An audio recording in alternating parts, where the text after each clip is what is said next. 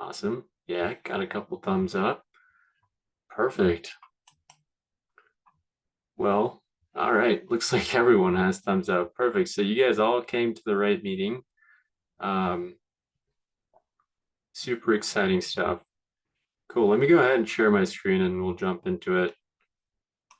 Looks like there's some more people coming in.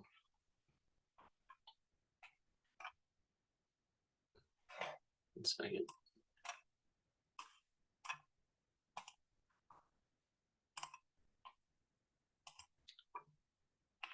All right. Are you guys able to see my screen well? Need a thumbs up. Perfect. All right. Excellent. So as you guys saw from the meeting invite, this presentation is called Beyond the Paycheck. So I actually used to work in tech not too long ago, and I've been investing in real estate for the past few years. And at this point, I've gotten to the point where my wife and I are just fully work optional, but we still decide to work just because we just want to give back to people and teach everybody what worked for us, and also help other individuals become financially free too. So a little bit about myself. So I was previously in cloud consulting. I was working with large companies like Accenture, Slalom, and Rackspace, doing everything from DevOps engineering to FinOps to project management. And it was really a variety of different roles. And while I enjoyed my time there, I knew that I wanted something else, specifically to build a business that could be sustainable long term and also provide cash flow to me, but also have the added benefits of appreciation to help build generational wealth. My wife, on the other hand, she is my co-investor and wife, and she was at Wells Fargo as well in the corporate investment bank.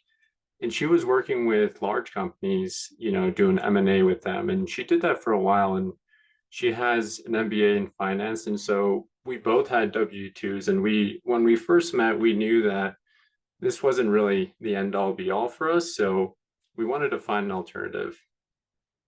Over the past couple of years, like I mentioned at the beginning of the call, we've actually been able to build a multi-million-dollar portfolio at this point that pretty much today really exceeded all of our W-2 income. And at this point, like I mentioned, we're work optional, and we're just continuing to grow that and give back to the people who want to, see this as an alternative. We've tried everything from flipping homes, furnishing them. We primarily focus in short-term rentals here in Arvada, but Colorado is actually a really good market to look at for short-term rentals, specifically, in the metro and also in the mountains. It just depends on what your goals are. And in Colorado, you can actually get both of the benefits that I mentioned, which is cash flow and appreciation. So that's a added bonus for sure. As many of you guys know, that in 2024 and even in this year, there's been a lot of layoffs. Specifically in 2024, I just wanted to highlight some of the ones, and some of the companies that had a lot of layoffs. Intel at 15,000 employees, Dell at 12,000, Tesla at 14, and Cisco at 10. Obviously, these are just larger corporations, but there's so many more that laid off people in a variety of industries. But because I was in tech, this is the one that kind of primarily spooked me, and the reason why I decided to go into real estate. When I was working my W-2 job, I had 3 concerns. The first one was finding the highest possible return for my investment. So traditionally, I was told, and I educated myself to invest in the stock market, in index funds and individual company stocks, and then also looking at crypto and bonds and gold and precious metals and things like that. But I knew that I didn't want to be tied up in the investments for, several years at a time. And I wanted to have the ability to have my cash liquid in a sense, to also tap into that equity like real estate and buy more assets that way. So that was my first concern that I had when I was working at my tech job. The second was the lack of stability. So this was due to the layoffs that happen within this industry. Tech in general has always been this way because of the high paying roles. Companies are always overhiring, and then at some point they always have to let go of folks, and it's very cyclical and it's not really reliable. So I knew that I had to find an alternative. The third option was that even though I was making six figures at my tech job, I still had a high tax liability, and I didn't know of any other way to reduce that liability. And real estate was kind of the straightforward answer for me. So if we look at, some of the other investments that I mentioned or assets, we have stocks, crypto, bonds, precious metals, and on the top, you'll see a variety of different metrics. So if we look at real estate, specifically short-term rentals, on average, what I see my clients hitting is a return of 10 to 25%. And this is specific to short-term rentals. From an inflation perspective, this is very strong because my wife and I actually self-manage, and so we're able to dictate our prices based on the demand and also kind of where we are in the season to kind of hedge that. Stocks, on the other hand, have an average return of 7 to 12%. They're obviously very volatile, and there's no tax benefits with that. In fact, it's the opposite. If you cash out early, you get capital gains tax and you have to pay that. Crypto, on the other hand, we all know that that's super volatile. There's no real benchmark for crypto, and that's always been kind of that way for the past several years. From a bond perspective, the average return that we see is really 5 to 6%. And although these are good, safe options, this is relatively low compared to real estate and not really what I was after. And precious metals in general are 3 to 6%. Again, still low. I wanted something higher. So as you can see, short-term rentals, specifically within real estate, are kind of the winner here.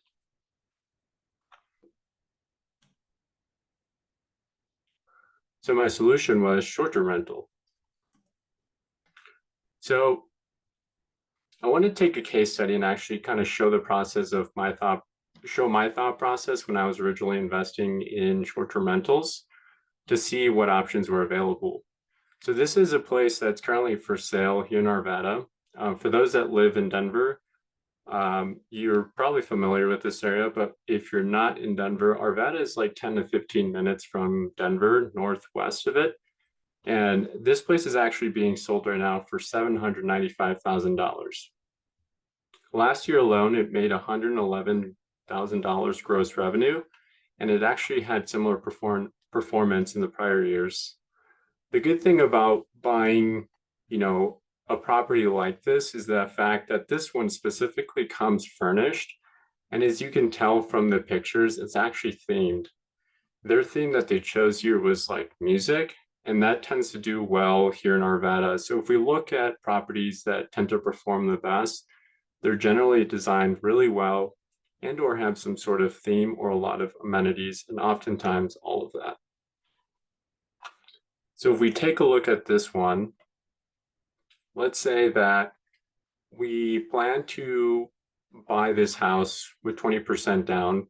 20% down of this purchase price is $160 or $160,000. If we invested $160K into the S&P 500, on average over the past few years, the S&P 500 has actually gone up 10% each year. By the end of year 10, we would have $415,000, or it would have gone up 159%. If we look at the same scenario, right, we purchase the house instead of investing into the S&P 500, we assume that we get a 7% interest rate. That's kind of what I've been seeing lately for rates right now. And we take the most conservative appreciation value, which is the national average of 4%, by year 10, that house would be worth, or you would have increased your equity by $643,000. So clearly a very substantial difference from just investing into the stocks or an index fund like S&P 500 versus real estate itself. And that's not to say that what's not included in here is also the inflation hedge that I mentioned that real estate has that stocks don't. So a big benefit there.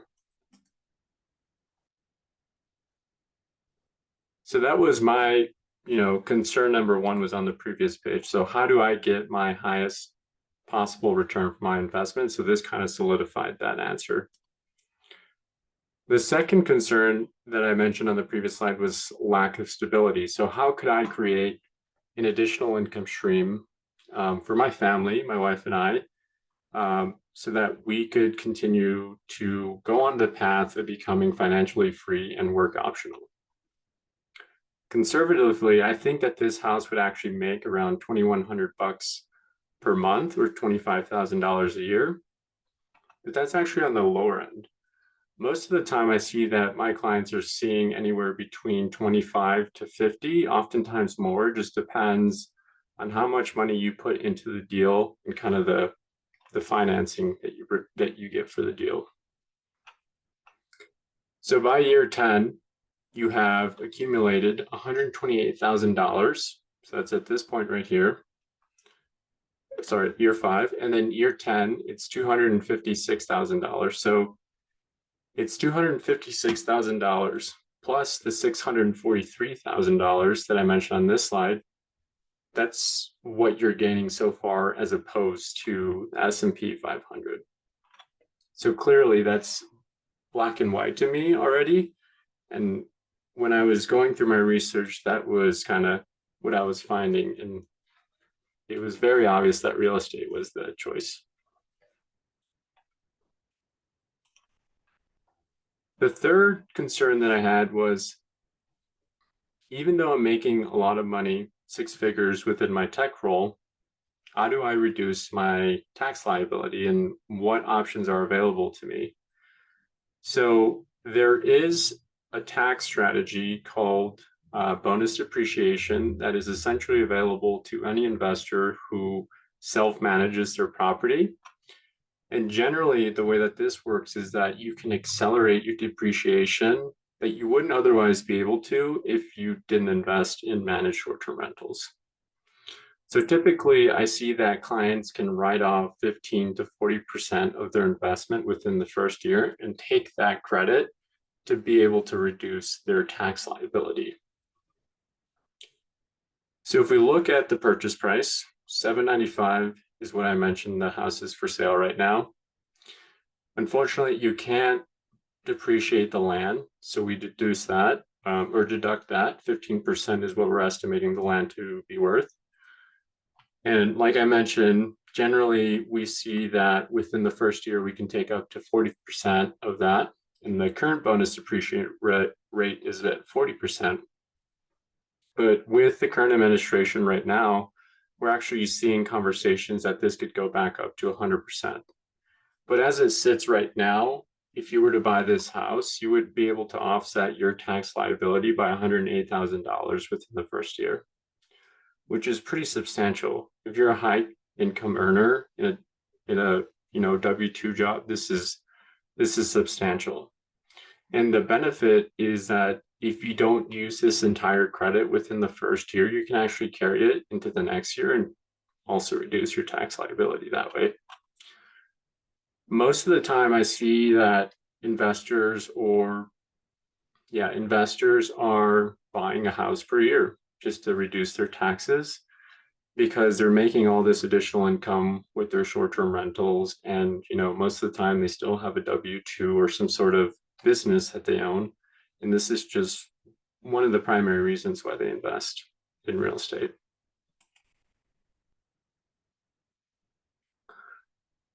So there's obviously a lot of benefits here, but that's the reason why I chose short-term rentals.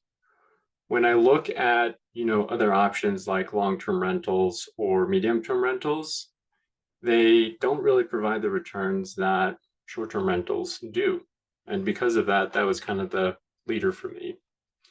A lot of people think that you have to be very actively involved with your short-term rental. That's not necessarily the case. With my background in tech and mainly in automation, I have automated all of my systems where I spend about an hour or less per week per house, and sometimes even less. So it's really hands off. The only time I'm responding to people is when it's like one-off questions.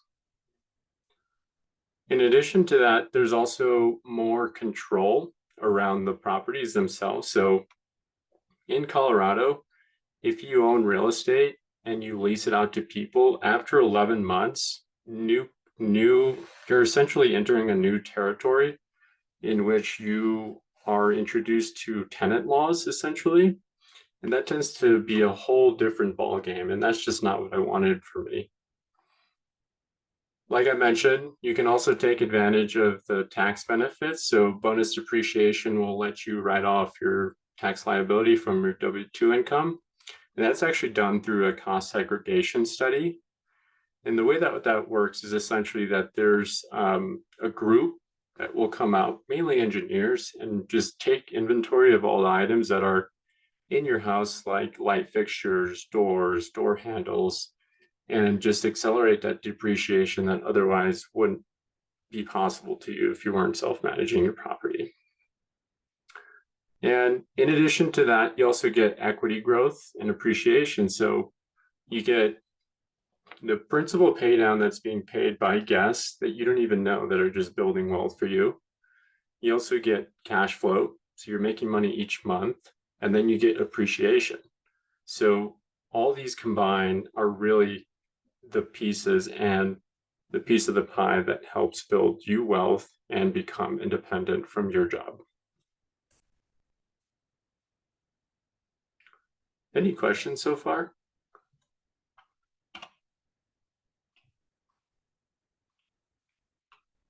No worries if not. Let's see, let me look at the chat. Perfect. Yes, Joshua, you can get a recording of this. That's no problem. I'll send it out to the entire group. So you may be wondering, I currently have a primary residence and I don't know how to get my next one, or I don't even have real estate yet and I don't know where to start. So if you have a primary residence right now, you could look at options like second homes, where it's generally 10% down. And so if you live in Denver, the minimum criteria, or at least one of the criteria, is that it needs to be at least 50 miles from your primary residence. So if you're looking at places in the mountains, that would work so long as they fulfill that criteria, and that generally requires 10% down. Let's say you're the inverse of that, right? You don't have a primary, you're currently renting, but you're looking to get into real estate. There are options and there are loans out there that can get you anywhere from 0% down to 5% down through conventional lending or FHA. And there's also the option to look at FHA 204K, which is like a rehab loan, where you can buy a house that needs some repairs, get the money to do that, and also come in with a low down payment too. But let's say you're already a seasoned investor and you're just looking to grow your portfolio. There are other options as well, like investment property loans that are generally conventional loans and or DSCRs. For conventional investment properties, those generally require 15 to 20% down. But keep in mind that these here require your debt profile to be lendable, essentially. The DSCR loans are kind of the inverse of that, where you can actually qualify for the property loan based on the income potential of it. And we look at numbers, or lenders tend to look at numbers from AirDNA and kind of, underwrite the property that way. Most of the time, to be able to be eligible for that, you need 20 to 25% down, and it needs to have a ratio of 1 to 1, meaning that it just needs to cover the mortgage itself. The income does, but there are exceptions to that. In general, it requires more money down. What I did with my portfolio was over the course of the past few years, I actually bought primary residences, lived in them for a few years, and then converted them into short-term rentals. And while I lived in them, I did all the work, a lot of the rehab work myself, and then also designed it so that when we were ready to move, we would just kind of list it on Airbnb and have other people pay our mortgage. If you currently have a house and you're looking for money to purchase another one, you can look at options like a HELOC. So you essentially tap into your equity and use that to fund the down payment. Hey, Christina. Yeah, I see your question here. Yep. There are some DSCR lenders that I would recommend. If you email me, I can send those over to you.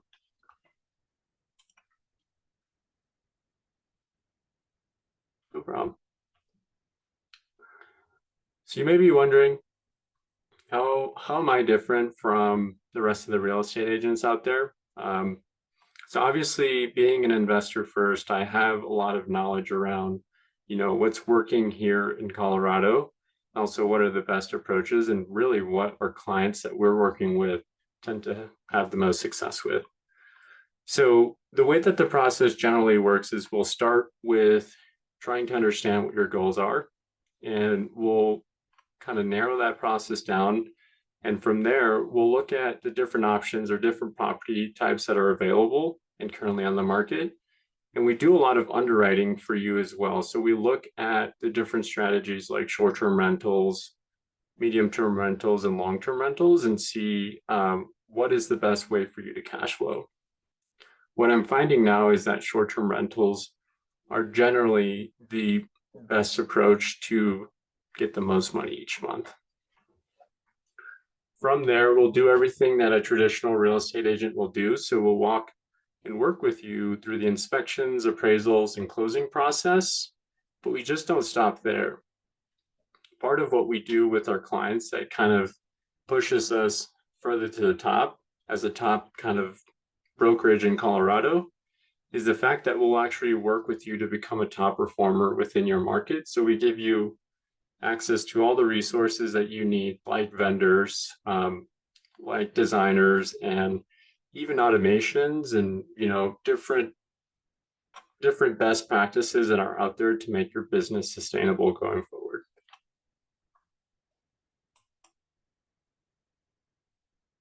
Any questions? That's all I had for today.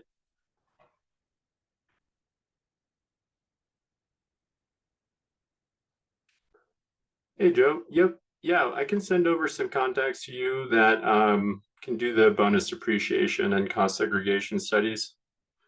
You just want to email me. Let's put my email here.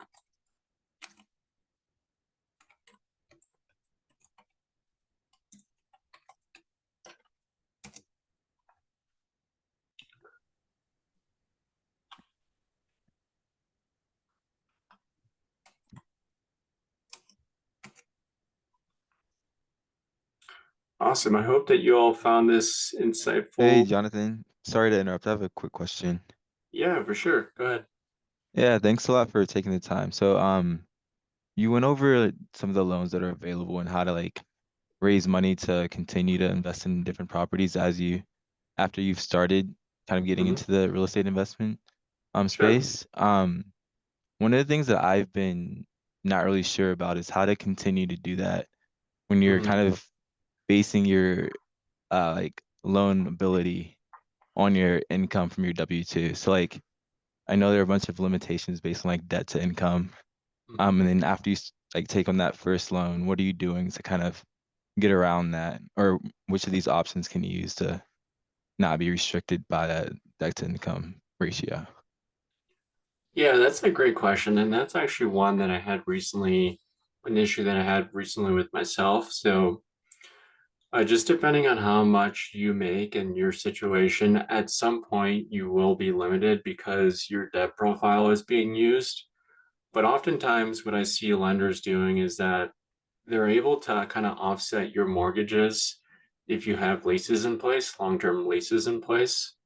Unfortunately, they can't use like, Airbnb income to write off that debt that you have. Mhm. But if you have a long-term lease, let's say you have a house already and you're planning to move out, but you want to rent to some friends, they can take 75% of that income. So that can be written off your debt profile essentially. Okay, so then as you're kind of building out your portfolio, are you converting properties into like long-term rentals so that you can use that to, I guess, supplement your W-2 income? Yeah, I personally don't, I have a long-term rental now, but to be honest, I lose money each month. So that's not the strategy that I take. Uh, like I mentioned, I bought them as primary residences. And Okay. so I have a couple properties. And when I bought them, the way to qualify and actually write off some of the Airbnb income is you need to show it on your W-2, uh, sorry, not W-2, your federal tax returns or just Hmm. general tax returns for 2 years. Then they'll look at that because that's essentially just proving that you're making that money for the past 2 years. But Yeah. these are more lender specific questions, and I'm happy to connect you with, some of the lenders that we work with to kind of help you walk through your specific situation if that's helpful. Oh yeah, that is helpful. And I'm actually considering doing this when I kind of like start things up later this year, but thanks for the context. Yeah, yeah, for sure. Happy to help. If you have any questions, as you get started, feel free to reach out. Happy to talk more about my experience and kind of the issues that I ran into when I had my W-2.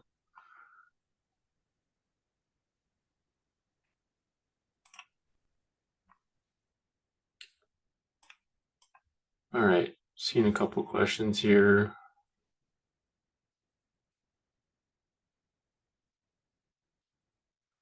All right, Tyler, would you use the HELOC to pay off other large debt that is currently in my name before buying another primary residence, primarily to reduce debt to income and have more buying power?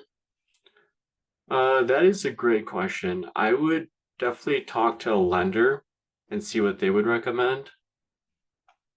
Um, they're generally the ones kind of underwriting the whole loan and would have better insights into that.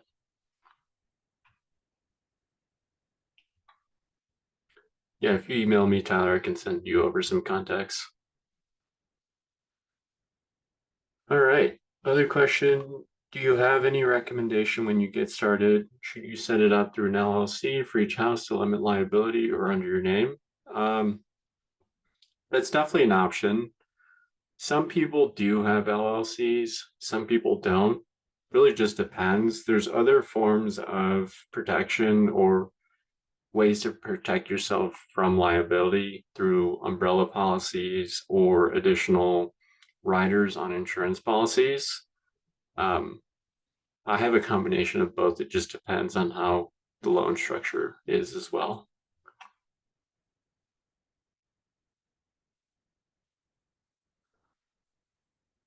All right, Danya. Hey, good to see you, man. How many Airbnbs do you have?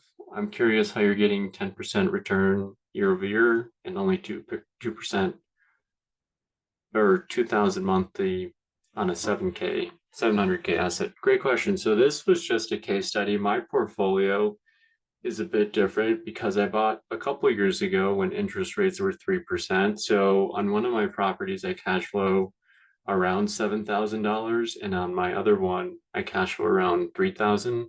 So generally, on average, it's 10K per month for me. But obviously, this is just one example. There's plenty of other deals where you can make a lot more than $2,000. Just depends on how much money you bring to the table. Makes sense. And congrats on everything you're doing. This is awesome.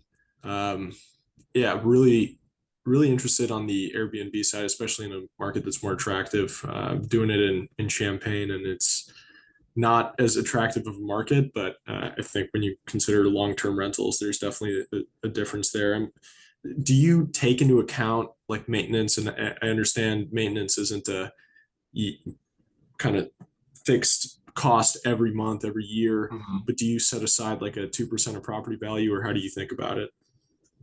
Yeah, yep. So the number, the 2000 that I shared it's basically net of all expenses. So that's the take home piece there. When I look at these properties from an investing perspective, I am taking into account all the operating expenses to manage this Airbnb. And it ranges from a different percentages, but also just around like fees that I know that I'm incurring just based on the number of bedrooms because they tend to be pretty consistent. So um, I do a lot of that underwriting, and for people that want to work with me, I'll share that underwriting template as well, and we can walk through how to best approach these properties.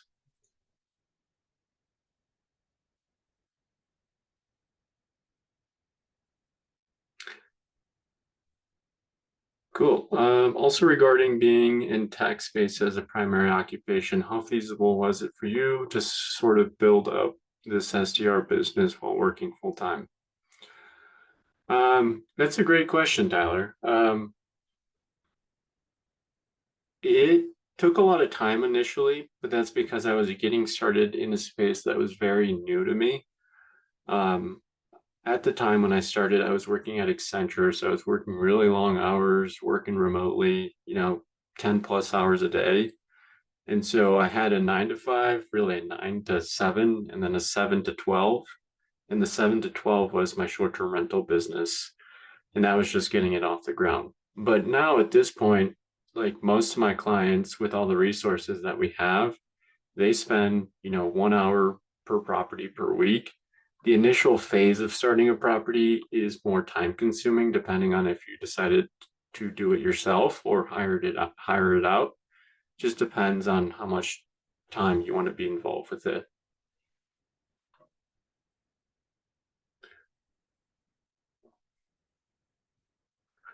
Awesome. And then from a lender perspective, we do have Stacy. I've used her in the past for my home purchases. She's awesome. Super great person to work with.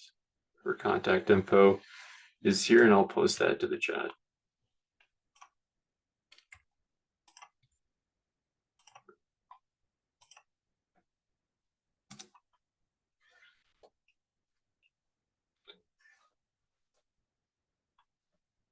Okay, let's see.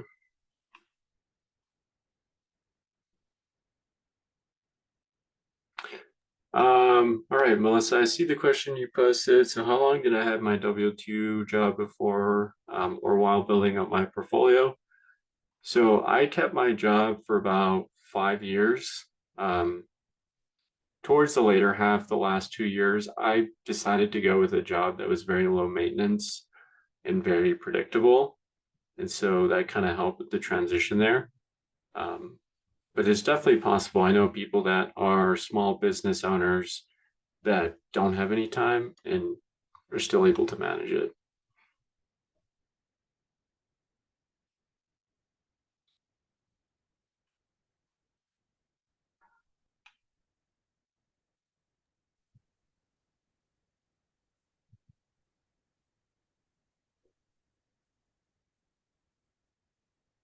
Hey, Jonathan, I had one more question just about short-term rental regulation. So, Yeah. one of the part of the diligence that I'm doing is just like looking at what the regulations are around short-term Mm, rentals. And I know in Denver, it says in order for you to list the property as a short-term rental, it has to be your primary residence. What are yep. the areas that you can I guess invest in that they don't have that restriction in that are nearby Denver and like is everything that same way? No, that's what I love about Colorado is the fact that there are regulations, mainly because it kind of restricts like, large operators from coming in here and buying up a lot of properties. I will say Denver in general, like Denver proper, is just not a good option. Unless you plan on house hacking, that is an option. But then you have to go through a lot of, inspections with the city to make sure that the unit is up to code. But there are a couple like unincorporated areas in Denver, specifically unincorporated Adams County, which is I want to say northwest of Denver. And then also another area as well called Holly Hills. And that's off of like I-25 near South Colorado. And that's primarily what I would suggest if you're wanting to be in Denver with a Denver address. But there's other areas like Arvada. Arvada, you don't need it to have, or you doesn't need to be your primary residence, and you can have up to 3 per person. The only thing that is capped is just how long you can rent it for, and that's 65% of the year. But that's never been an issue for me to stay within that range. In Westminster, it's the same thing, except you can only have one short-term rental, and it can be rented as long as you want.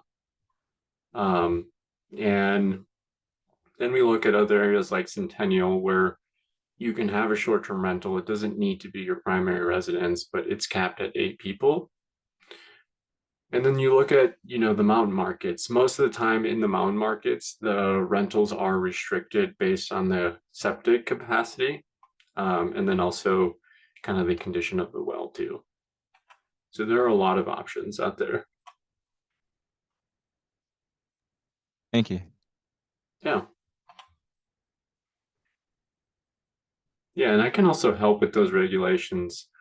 I kind of have a map that I can go over with you if you're interested. Yeah, But that would be great. Thanks a lot. yeah, for sure. Hey Sanchez, can you Yeah. help kind of walk through your thinking on how you evaluate an Airbnb, like on the amenity side, what you think makes them more competitive and what guests are really looking for? Sure. Yeah. Let me show you an example actually of one that I recently helped launch. I know I'm being put on the spot here, but that is okay. Let's look at this one. This one's in Arvada. This one is with one of our clients. She went with a 5-bedroom, 4-bath house in Arvada. And this property is designed well. It's used a professional designer. And, she spent around, I think it was $50,000, so $10,000 per room to furnish it.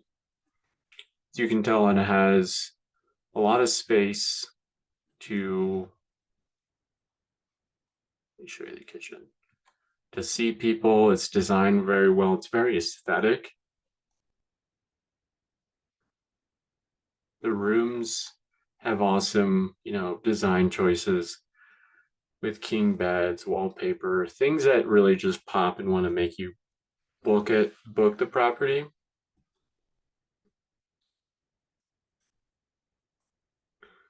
This area tends to be more family friendly. And so we wanted to include bunk beds that would be able to be, it's kind of like its own little kids' room, but also, you know, have everyone, if it's not, families traveling with kids, it could also be adults as well. So these are queen size beds, 4 of them in 1 bedroom.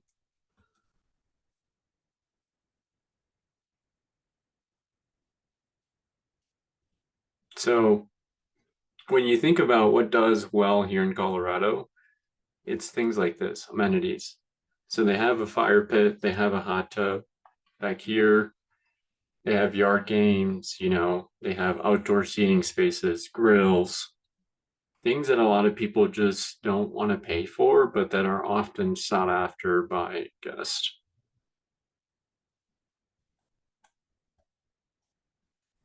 Do you see that like these amenity investments, does it improve the operational profile of the property, or is it more so you start to attract a different type of guest? It's a combination of both because if you're spending the money to furnish it this well, generally you'll attract people that are willing to pay more for it. Um, and then this one can actually sleep 16 people. So it tends to be a lot of groups traveling together that want to stay together. And so what we're estimating for this place to make is around $150,000, which is about a lot more than what I shared in my presentation. And there's places, if you go up into the mountains, that can make 200K plus a year. So it just depends. It's definitely worth the investment, though. Yeah, absolutely. Do you know how these owners and you yourself, how do you do pricing? Are you using AirDNA or Price Labs or other tools? Yeah, so we use Price Labs. So we look at dynamic pricing, but we actually take it a step further and look at market-based occupancy pricing. And that's really the best approach that I found to stay on top of the market, but also like outperform the rest of the top competitors within the market. And Price Labs is only one phase of it. You got to look at additional rule sets like minimum night stays, seasonality profiles, uh, custom configurations that will allow you to get booked a lot faster, but also upsell people with like adjacency pricing. So if you take that into consideration and you do it well, and for the clients that I work with, I teach them how to do all of this. They're actually just the top leaders in the market, like top 5%. Okay, yeah. It'd be helpful to learn more about that. I can follow up with you on some of the pricing tools and how you do that. Sorry, last question. With I'll with get. AirDNA, when you're doing like property evaluation for these Airbnbs, I Mhm. tend to doubt some of that information. I mean, it's aggregated. You never know what's true. How accurate have you found that data compared to the analysis and then kind of real performance of the properties?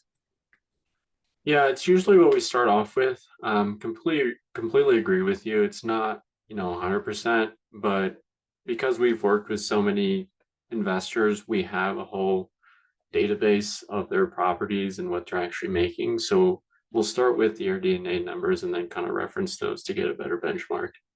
We'll obviously be more conservative in our underwriting, just because we want to make sure that even in the worst case, it can cash flow. So if it passes that, then generally it does pretty well. Got it. Thanks for all that. Yeah.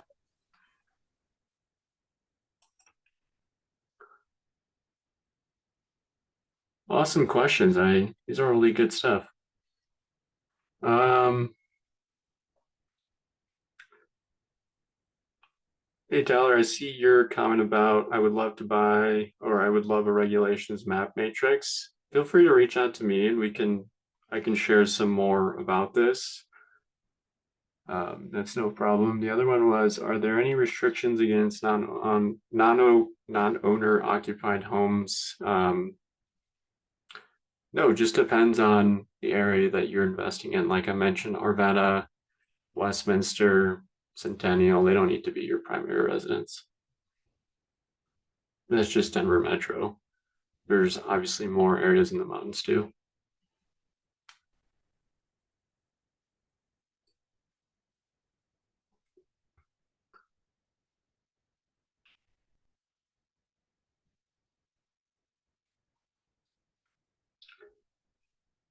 Awesome. Any other questions?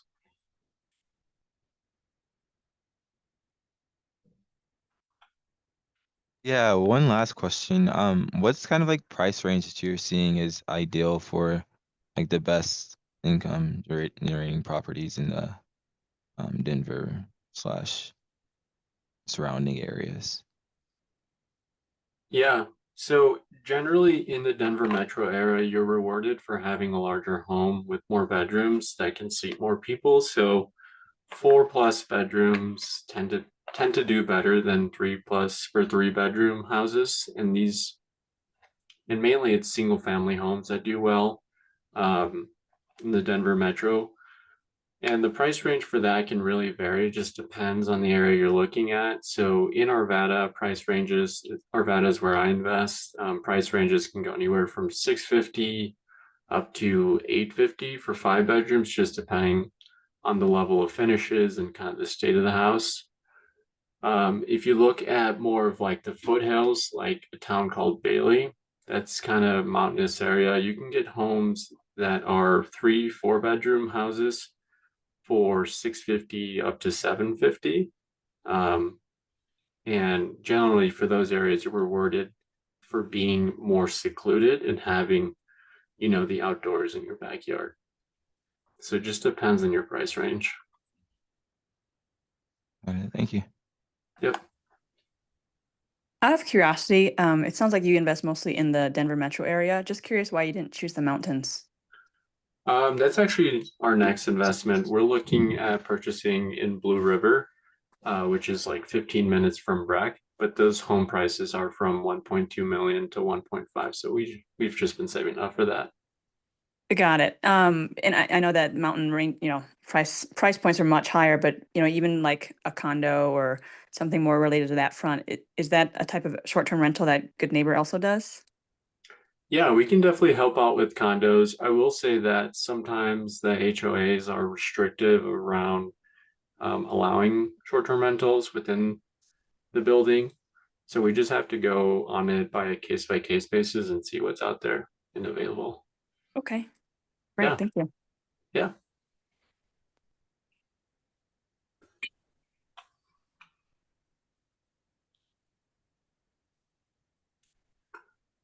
Cool.